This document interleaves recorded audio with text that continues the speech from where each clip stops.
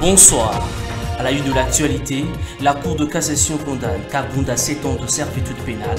La décision sur le dossier de l'ancien vice-président de l'Assemblée nationale est rendue ce mercredi 13 septembre. À suivre dans ce journal.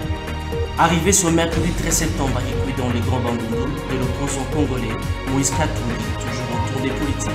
Vous en suivrez les détails. Les rassemblements des journalistes pour l'émergence du Congo exigent la libération sans condition du journaliste Thanis Boujakia. Voilà tout pour le sommaire. La présentation Ginette Simessa. Bienvenue. Merci de nous faire confiance pour vous informer, chers téléspectateurs. Bienvenue à cette édition. Le verdict est tombé. L'opposant congolais Jean-Marc Kabound à Kabound, condamné ce mercredi 13 septembre à 7 ans de servitude pénale par la Cour de cassation. Il a été attribué à charge de l'ancien vice-président de l'Assemblée nationale les infractions, outrage au chef de l'État et propagation de faux bruits sur les institutions du pays, notamment le Parlement et les gouvernements. Le président du parti Alliance pour le changement a passé plus d'une année derrière le barreau du centre pénitentiaire et des rééducations de Kinshasa avant sa sentence. Une foule inestimable a accompagné ce mercredi 13 septembre l'opposant congolais Moïse Katumbi dans le Bandundu à Kikouit. De l'aérodrome jusqu'au lieu du meeting en la cathédrale de Kikouit, toujours dans le cadre de la redynamisation de son parti politique Ensemble pour la République. Plus de détails avec Nicole Pochot. Un événement inédit a suspendu le temps à Kikouti dans la province de Kwilu. L'arrivée de l'opposant congolais et président d'Ensemble pour la République, Moïse Katumbi. Comme vous pouvez les remarquer en image, comment la population a réservé un accueil chaleureux au chairman. Moïse Katumbi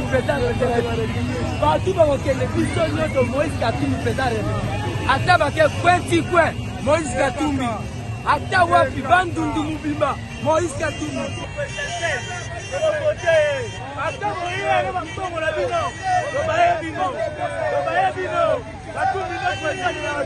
Sans se contenir, la population de Bandundu a témoigné son souhait de porter son choix sur la personne de Moïse Katumbi au sommet de l'État.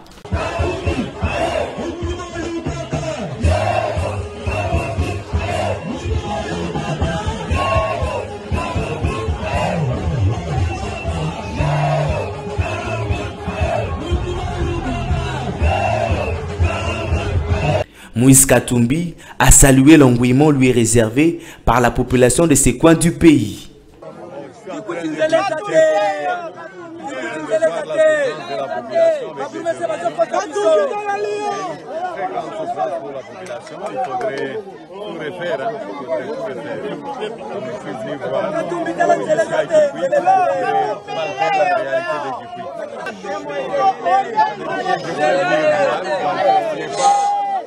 On n'est pas en période de campagne, je suis venu redynamiser le parti et visiter quelques chantiers aussi, voir qu'est-ce qui ne va pas du Et quelle impression que vous avez de Kikouit? Je voudrais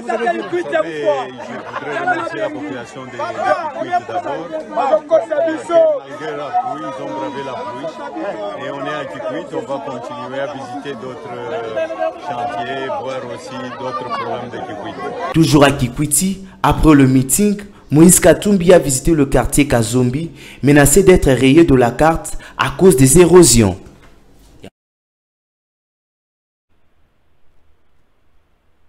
Comme annoncé au sommaire, chers téléspectateurs, un ultimatum de 72 heures est donné aux autorités compétentes pour la libération sans condition du journaliste Stani Boujakera Tchamala avant de passer aux manifestations de grande envergure. Une déclaration faite ce mercredi 13 septembre par les rassemblements de journalistes pour l'émergence du Congo. C'était dans la salle de conférence de la paroisse Notre-Dame de Fatima à la Gombe. Le Rassemblement de journalistes pour l'émergence du Congo dénonce les poursuites judiciaires que subissent actuellement les journalistes congolais. Edmond Izouba, porte-parole du RAJEC, monte au créneau pour dénoncer l'arrestation du journaliste Stani Boujakera Chamala, qui selon lui est un harcèlement juridique. Le Rassemblement de journalistes pour l'émergence du Congo RAJEC, comme tant d'autres organisations de défense de la liberté d'expression, des droits humains et des journalistes, dénonce le harcèlement judiciaire que subit le journaliste Stani Boujakera. Le journaliste Stani Boujakera a été acheminé manu militari à l'inspection provinciale de la police avec ses outils de travail, ordinateur, téléphone portable confisqués sans aucune invitation préalable, voulant à tout prix concrétiser leur souhait. Celui d'envoyer le pauvre journaliste pourrir à la prison centrale de Makala. Le bourreau de la presse continue d'exercer un harcèlement judiciaire. Le porte-parole du RAJEC revient ici tout en précisant que le journaliste ne dévoile pas sa source d'information. Les services de sécurité mis en place pour enquêter sur l'assassinat de Chéribin Okende va centrer son interrogatoire sur la publication d'un rapport de l'ANER dont le journaliste n'est pas visiblement auteur. Contre cette oppression de la liberté de la presse que nous dénonçons, nous tenons à rappeler l'un des principes fondateurs de notre métier: le journaliste ne dévoile pas sa source.